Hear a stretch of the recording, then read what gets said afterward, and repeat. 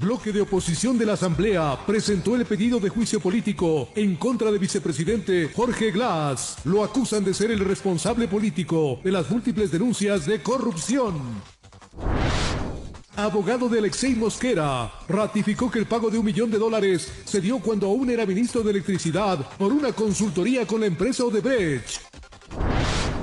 Pago por incentivo de jubilación se lo hará con créditos internacionales. Se dará prioridad a personas de 70 años de edad en adelante y con discapacidad. Comerciantes legales del centro histórico realizaron un plantón para exigir al municipio de Quito intensifique los controles a las ventas ambulantes. En lo internacional, ataque contra el Tribunal Supremo de Justicia venezolano agravó la situación política del país petrolero.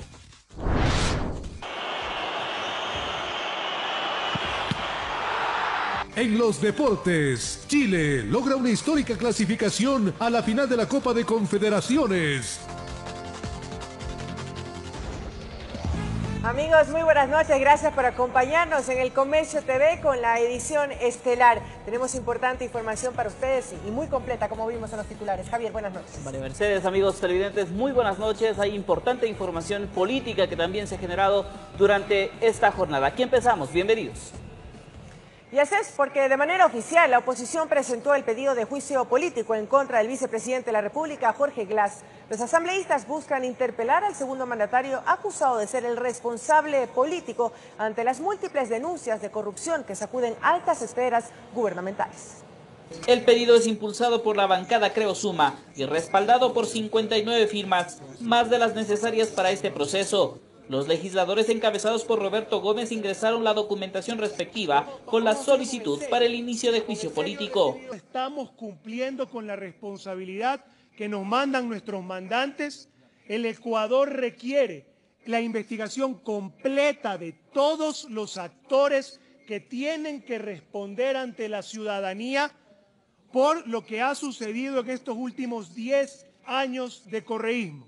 La Constitución establece que para los mandatarios las causales de enjuiciamiento político son concusión, cohecho, peculado, enriquecimiento ilícito, entre otras. En la oposición aseguran que existen las pruebas suficientes para llevar a juicio político al vicepresidente.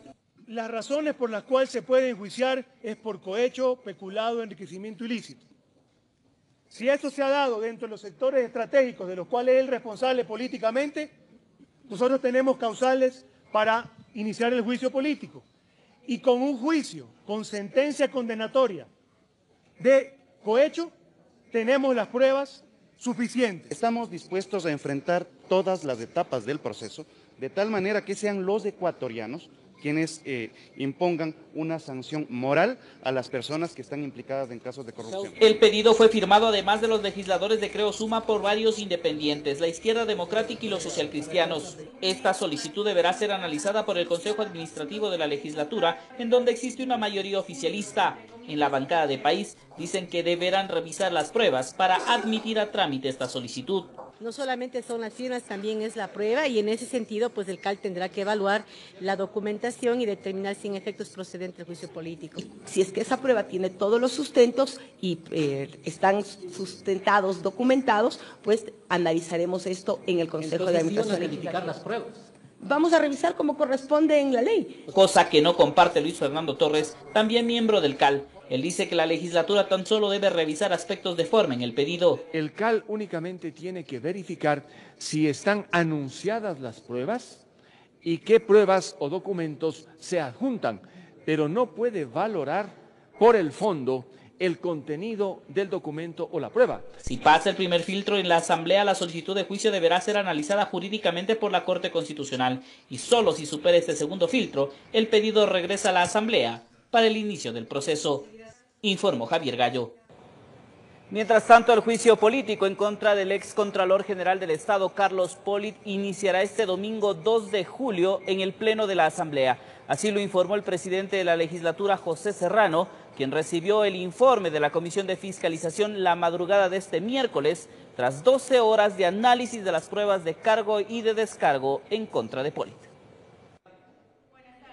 La Comisión de Fiscalización de la Asamblea Nacional se convocó desde las 2 de la tarde de este martes 27 de junio para analizar las pruebas de cargo y descargo en el juicio político contra el excontralor del Estado, Carlos Polit. El día de hoy se vence el plazo de las 2 semanas para la sustanciación, en vista de que ya han sido sustanciadas. Se ha invitado a personas que han tenido vinculación al exfiscal, al fiscal actual, se ha recibido las pruebas de cargo, las de descargo. No hace falta extender un mayor tiempo en este sentido.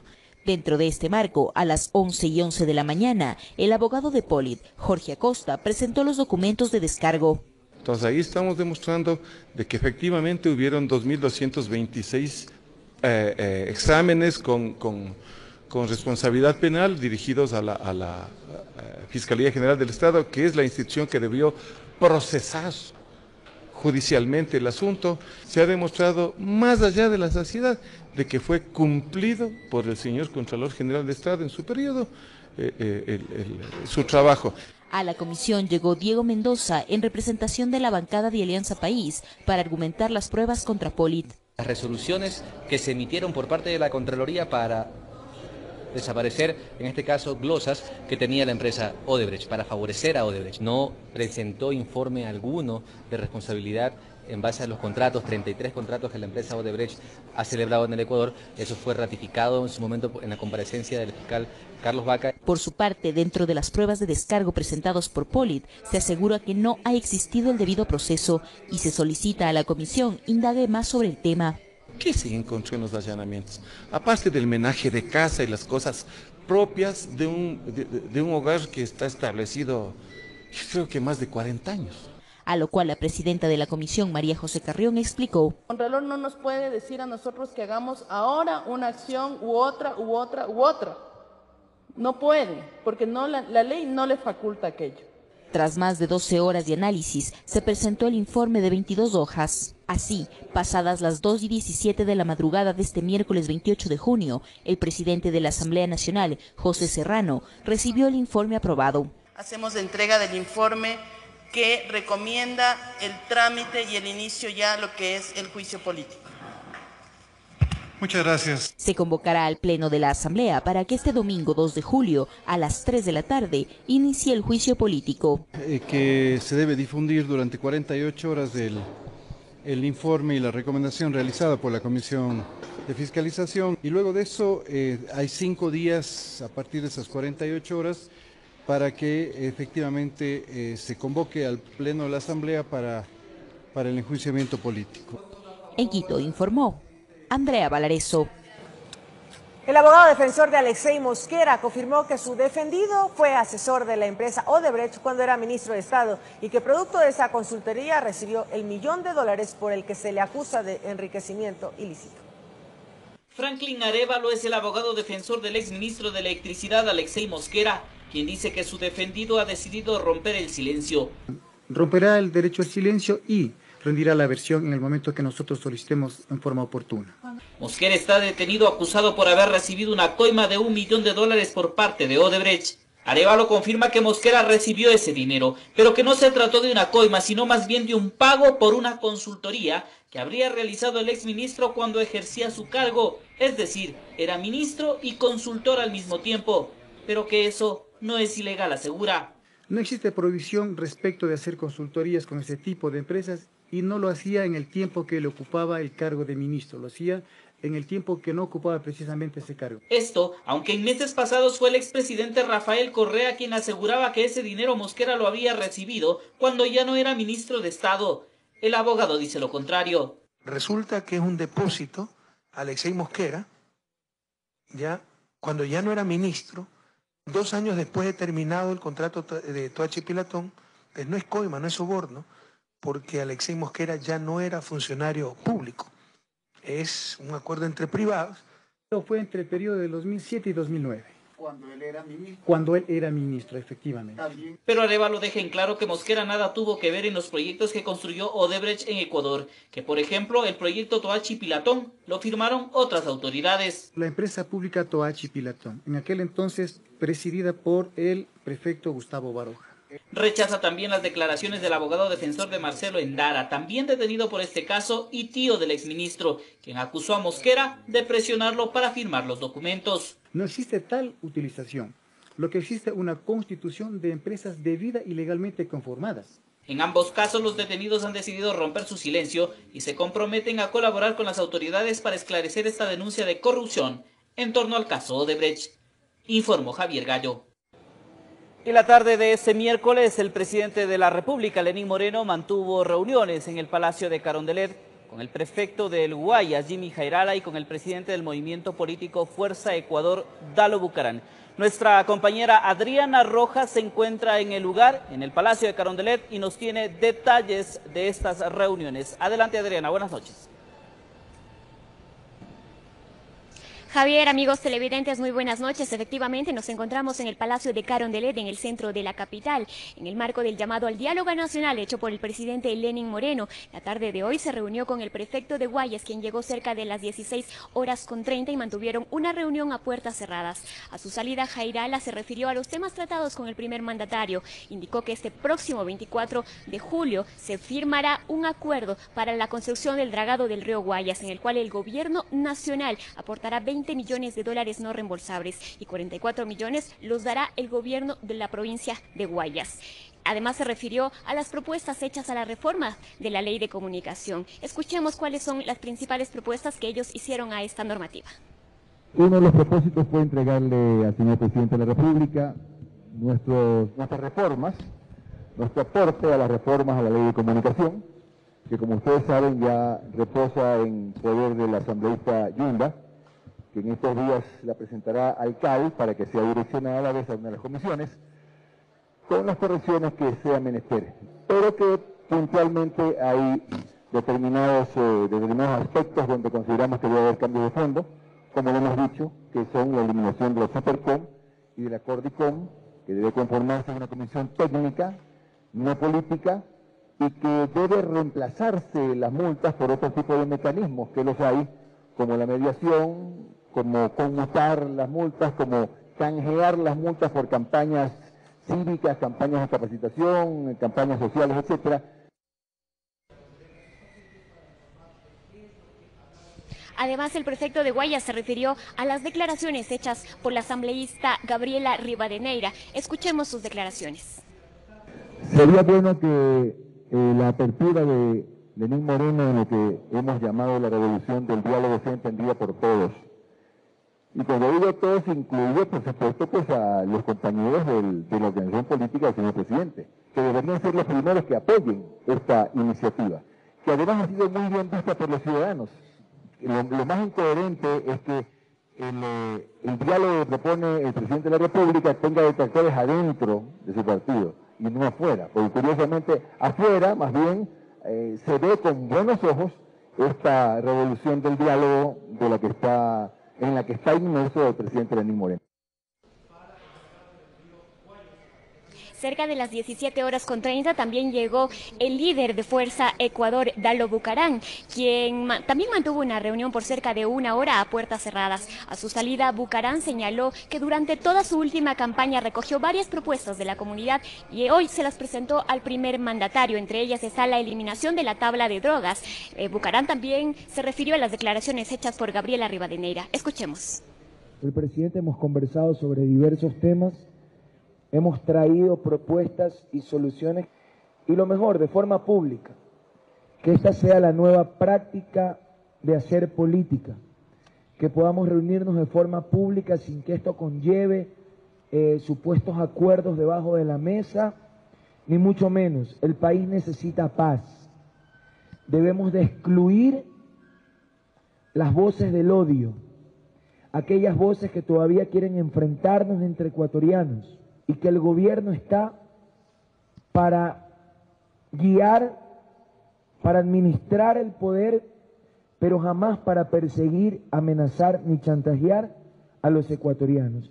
Y en buena hora que el presidente Lenín Moreno, que se está convirtiendo en el último vestigio de democracia que le queda al Ecuador, y por eso es necesario luchar y hacer todos los esfuerzos porque este gobierno cumpla democráticamente con el mandato que el pueblo le entregó en las urnas.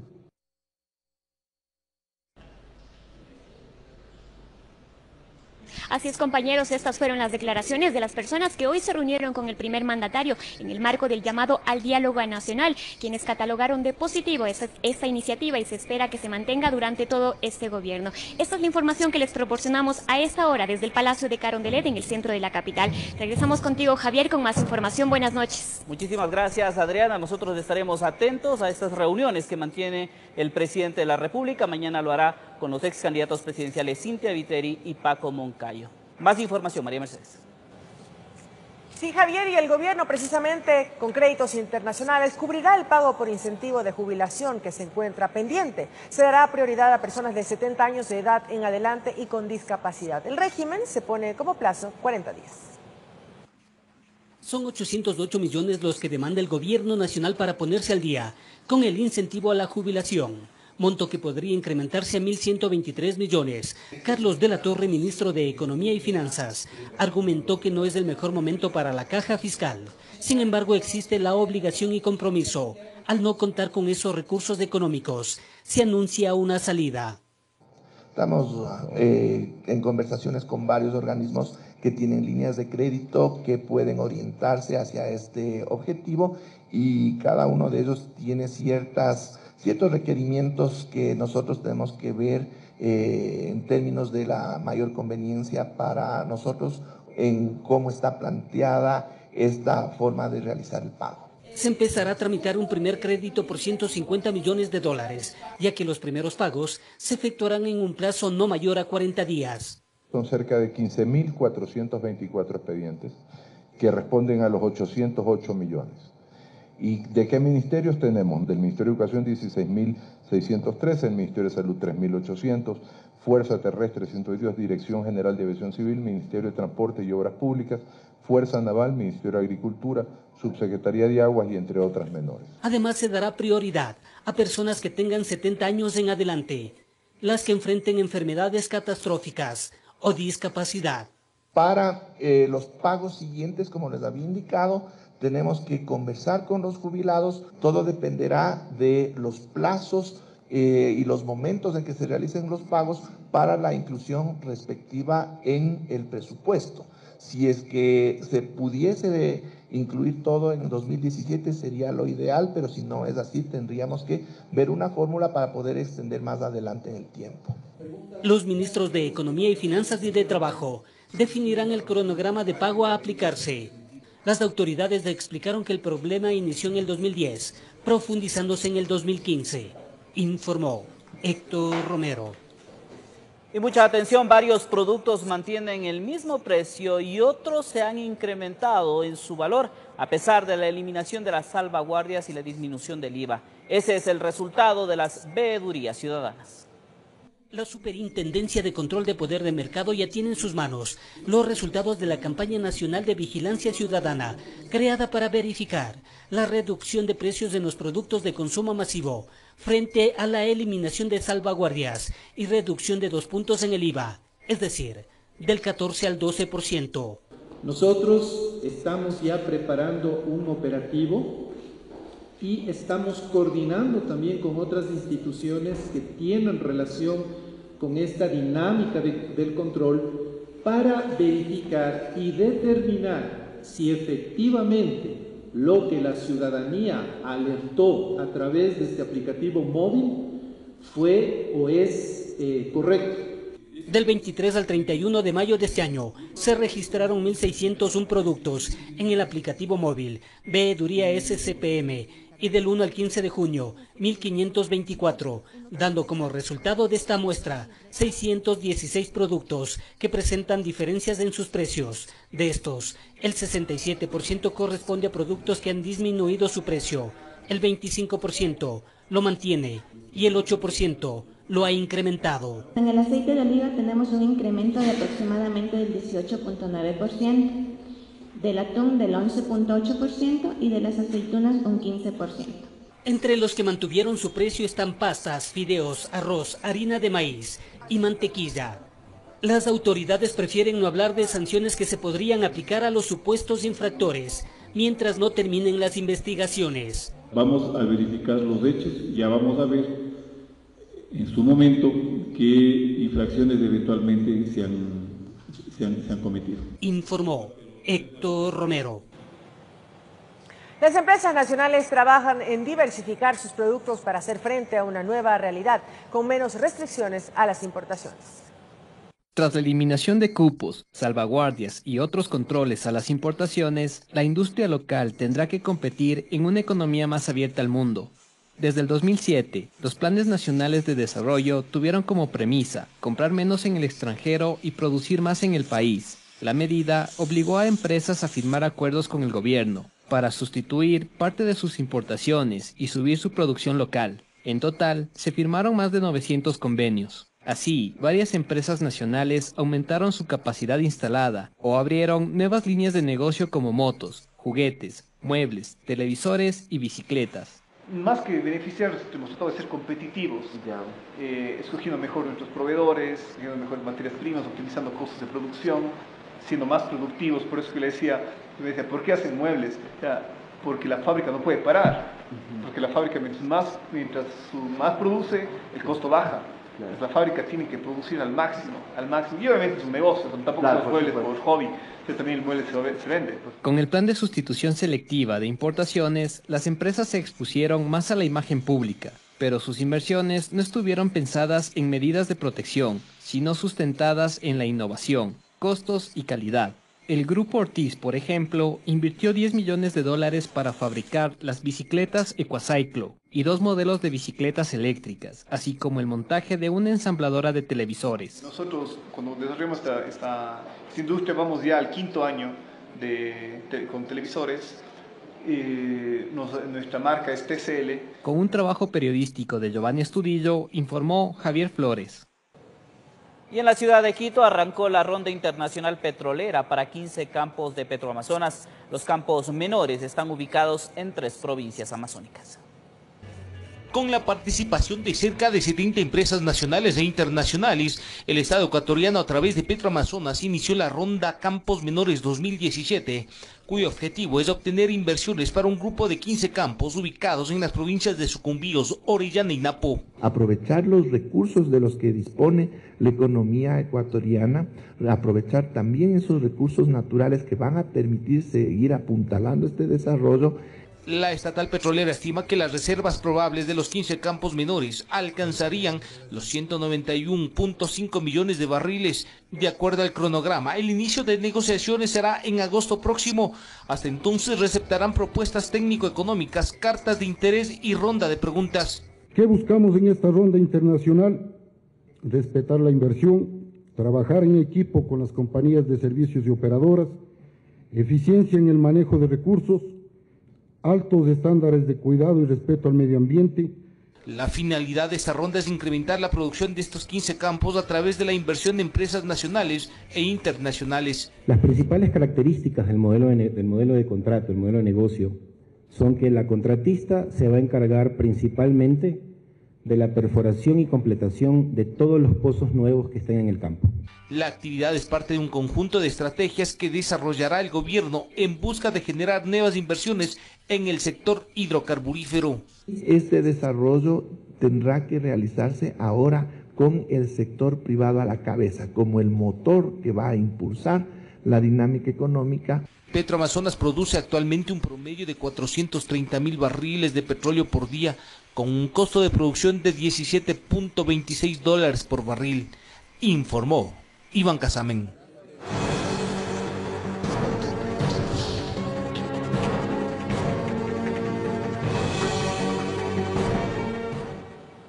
Una presunta red dedicada a la falsificación de documentos públicos fue desarticulada. En varios allanamientos, las autoridades recopilaron evidencias que presuntamente revelarían la ilegal actividad a la que se dedicaba.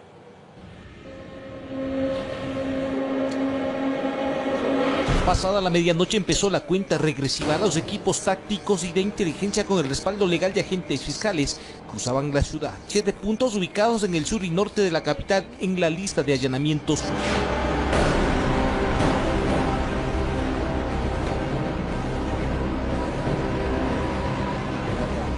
En el sector del Comité del Pueblo llegaron en busca de 2 mujeres quienes serían las presuntas cabecillas de una organización dedicada a la falsificación de sellos y documentos públicos que entregaban a personas que buscaban viajar a Europa.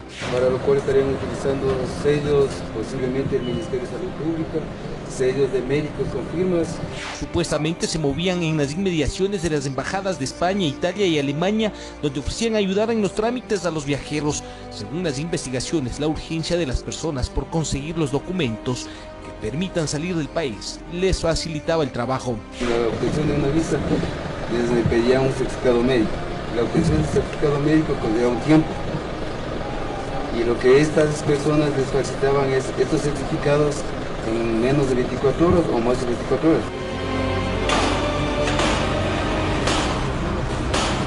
En las viviendas allanadas encontraron pasaportes, certificados médicos, permisos de salidas, sellos de instituciones públicas, entre otras evidencias que delatarían la presunta actividad ilícita a la que se dedicaban. Por ejemplo, por entregar un certificado de salud cobraban entre 50 y 60 dólares, pero el papel era falso, sin ninguna validez. Operativo que terminó en horas de la madrugada con el allanamiento de una oficina a pocos metros de la Embajada de España, donde aparentemente esta red enganchaba a quienes necesitaban hacer trámites urgentes. Funcionaba bajo la fachada de estudio jurídico donde ofrecían diversos servicios. En el local la policía incautó una variedad de documentos que revelarían que los implicados estaban engañando a las personas, aunque ellos dicen que todo era legal. Todos los papeles son de los mismos clientes que ellos mismos vienen trayendo, se les pide los papeles y aquí se les ayuda a llenar formulario, armar la carpeta para que se presenten al consulado. Los agentes de la DGI tenían en sus manos 7 boletas de captura, todas se cumplieron sin ningún contratiempo. De las investigaciones, la supuesta red venía operando desde hace algún tiempo y las ganancias habían sido lucrativas, que incluso montaron esta oficina en un sitio estratégico. Yo no tengo sellos, nada de cosas ilegales, no he encontrado nada de malo en mi casa, ni van a encontrar aquí en la oficina tampoco nada. En Quito informó Iván Casamen. Y en Guayaquil, el conductor de una motocicleta perdió la vida luego de accidentarse en el norte de la ciudad. Tras el hecho, personas que se encontraban en el sitio procedieron a sustraerse las pertenencias del fallecido. El joven conductor de motocicleta murió instantáneamente tras perder pista y chocar contra el parterre central de esta vía. De acuerdo a testigos, circulaba sin casco de protección y en aparente estado etílico. Venía de allá para acá y se sale chocando ahí. Se elevó encima de eso y se chocó contra ese árbol que está ahí y rebota al suelo. ¿Qué exceso de velocidad? No, parece que venía tomado él. La muerte fue instantánea. Si hubiera traído el casco, estuviéramos hablando de otra situación. Herido, pero lamentablemente como no cumple con las disposiciones y las reglas, digamos, que tienen que ver con la ley de tránsito, vea las consecuencias. Minutos después del siniestro, un grupo de personas se acercó al sitio, pero no precisamente para ayudar, sino para robar las pertenencias del fallecido. Entre ellas su billetera y documentos personales, motivo por el cual no pudo ser identificado. Cuando llegamos nosotros, ya efectivamente la gente, en lugar de ayudar, lo que han procedido nada más es sustraerse los documentos y cosas así de... Así es. Fallece. Y esto que la moto no se la llevaron porque no dejó. ¿Le querían llevar la moto? La moto estaba ahí y eran dos. Dos chicos eran que le quitaron la y miraron la moto, sino que ella conmigo y el vecino que está allá no dejaron. El accidente de tránsito se registró alrededor de las 2 de la madrugada de este miércoles, en el sector de Sauces 4, en el norte de Guayaquil. No lo conocen por aquí, posiblemente hay un dato de que vivía por Guayacanes. Informó Jorge Salazar. En la ciudad de Cuenca, un incendio consumió una pequeña vivienda donde vivía una familia de bajos recursos económicos. Los bomberos impidieron que el fuego se propague. Este era el llanto inconsolable de la humilde familia que perdió todo lo que tenían en la humilde casita a causa de un incendio. Por más que los bomberos acudieron pronto al sitio de la tragedia, el fuego ya había consumido rápidamente el pequeño hogar. 2 habitaciones, de la una es una habitación en donde con una cama y la otra con enseres domésticos. Hija tenía de todo, mi hijita, refrigeradoras, licuadoras, cocinitas, televisión. La presencia de los casacas rojas evitó que las llamas se expandieran al resto de casas apegadas a la vivienda siniestrada. Una vez controlada la situación, apareció la triste realidad. Todo se había perdido. Solo quedaba la tristeza en la familia que no hallaba consuelo. Las llamas estaban acá, no acá. ¿Sacó los tanques? Y solo los tanques. El tráfico vehicular se detuvo a la entrada del Tejar para el trabajo de los cuerpos de socorro. Informó desde la ciudad de Cuenca, Francisco Ramírez. Cambiamos de tema. La tuneladora bautizada como La Guaragua llegó a la estación Iñaquito del metro. El evento contó con la presencia de autoridades municipales y del gobierno central. Con pausas y en un tiempo aproximado de 20 minutos, poco a poco se iba desmoronando la pared sur de la estación Iñaquito. Al finalizar el proceso, la tuneladora se detuvo y trabajadores del proyecto Metro de Quito salieron desde la parte superior con banderas. Así llegó la tuneladora La Guaragua a la estación Iñaquito, tras haber recorrido 1.200 metros desde la parada Jipijapa. Excavado y construido en total 2.253 metros del túnel por el cual circularán los trenes del metro de Quito. Estamos muy satisfechos con el ritmo con que lo ha hecho. Ha avanzado a una velocidad mayor que la prevista originalmente. Tras su llegada a Iñaquito, la tuneladora permanecerá en este sitio durante 15 días para ser desplazada hasta el extremo sur de la misma, mientras se realiza el mantenimiento de la máquina. Su siguiente destino será la estación La Carolina. Es decir, seguirá transcurriendo, excavando y construyendo el metro de Quito para llegar luego de un recorrido de 1.200 metros a su siguiente destino, que es la estación de La Carolina. Al evento también asistió el ministro de Transporte y Obras Públicas, Paul Granda, quien ratificó el apoyo total del gobierno nacional a este proyecto de movilidad. Entonces, alcalde, todo el respaldo del gobierno nacional, vamos a acompañar este proceso y por supuesto aunar esfuerzos para que esta obra concluya de acuerdo a lo que se ha planificado. 750 millones de dólares del aporte inicial y el aval que hemos comprometido para completar el financiamiento, como decía hace un momento, y que lo comprometió ya el presidente Moreno. Actualmente están abiertos 37 frentes de obra. El avance en la construcción del proyecto Metro de Quito hasta el momento es del 30%, informó Priscila Cadena. Este miércoles iniciaron las pruebas Ser Bachiller. Según el director del INEVAL, el proceso se llevó a cabo con toda normalidad.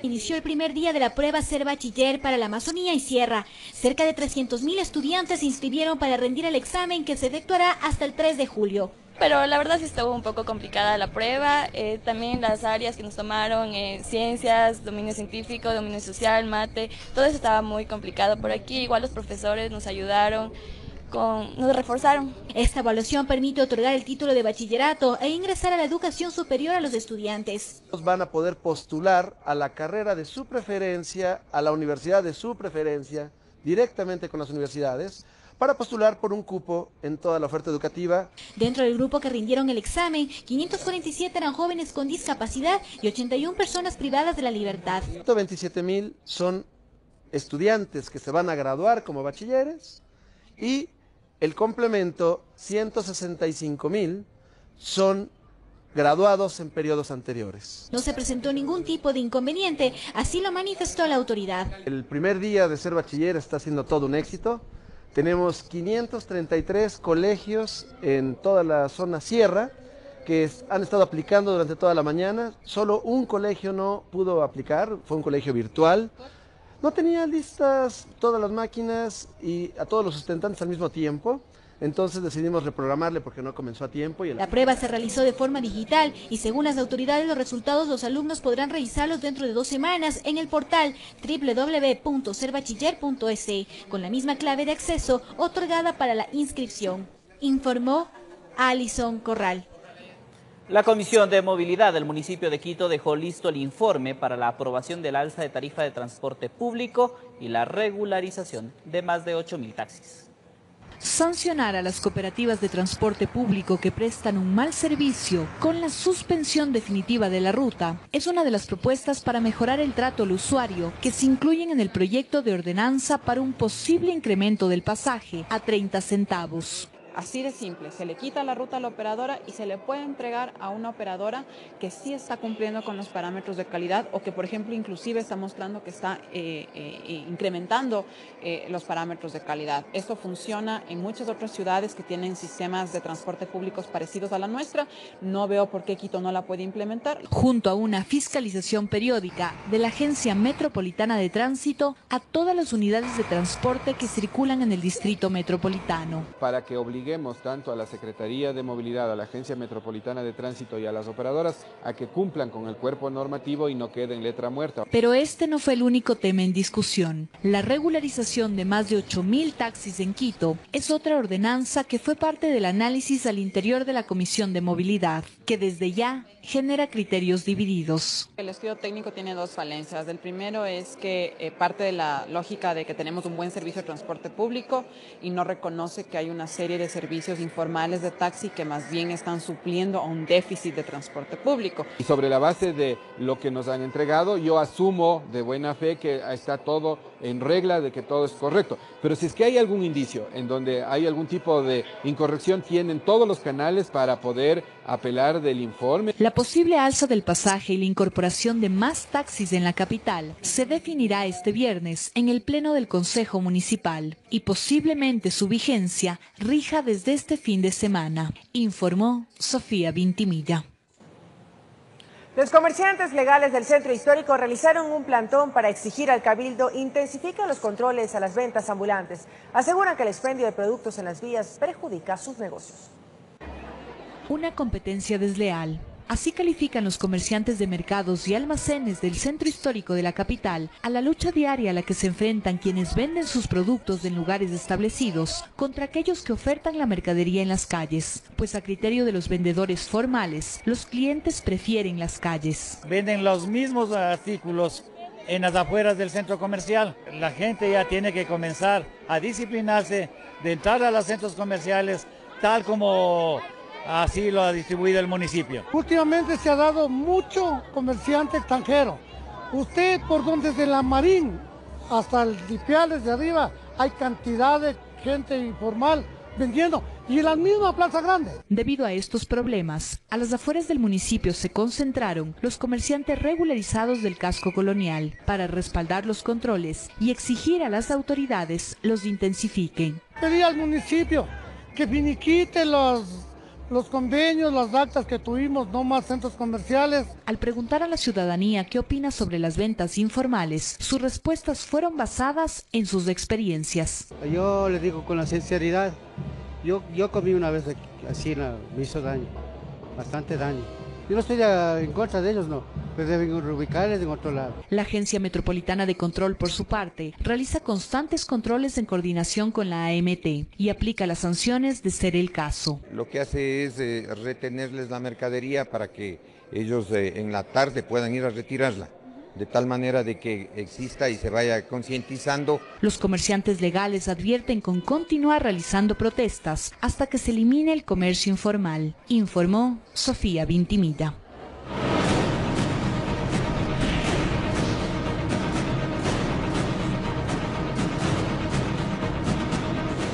Y hasta este 25 de julio podrán funcionar los centros de diversión nocturnas, o más conocidos como nightclubs, en zonas residenciales. Así lo establece la ordenanza 127 aprobada el año anterior por el Cabildo Capitalino. Sin embargo, los dueños de estos lugares han solicitado una prórroga de 1 año para su reubicación. Esta la segunda parte de nuestro especial. Para los moradores de zonas donde actualmente funcionan los centros de diversión nocturna, más conocidos como nights clubs, la interrogante es si algún día estos lugares saldrán definitivamente de la zona residencial, pues comentan que pese a que varios de estos sitios han sido clausurados, esta ha sido temporal, pues al poco tiempo continúan funcionando. Dijeron que van a sacar, ya vinieron los canales, ya le sacaron, pero de nuevo reabrieron. Entonces eso nos perjudica también porque la delincuencia sí. Pasados 6, 7 ya es como que vienen, o sea, gente gente que viene a los burdeles ya se trata de hacer el daño, de robar. Que en todas las grandes ciudades del mundo les botan fuera del círculo urbano, porque usted sabe que lo que es prostitución conlleva criminales, drogas. El secretario de Territorio, Hábitat y Vivienda del municipio de Quito reconoce dos tipos de clausura a los que estos locales pueden enfrentar. Intendencia tiene la posibilidad de hacer clausuras definitivas luego de que se ha caído varias veces, que ha sido reincidente el establecimiento en normativa de Policía Nacional. Y la Secretaría de la Agencia Metropolitana de Control igualmente puede volver a clausurar un establecimiento que ha demostrado no haber cumplido la norma técnica o no haber presentado la licencia urbanística, la licencia de actividad económica.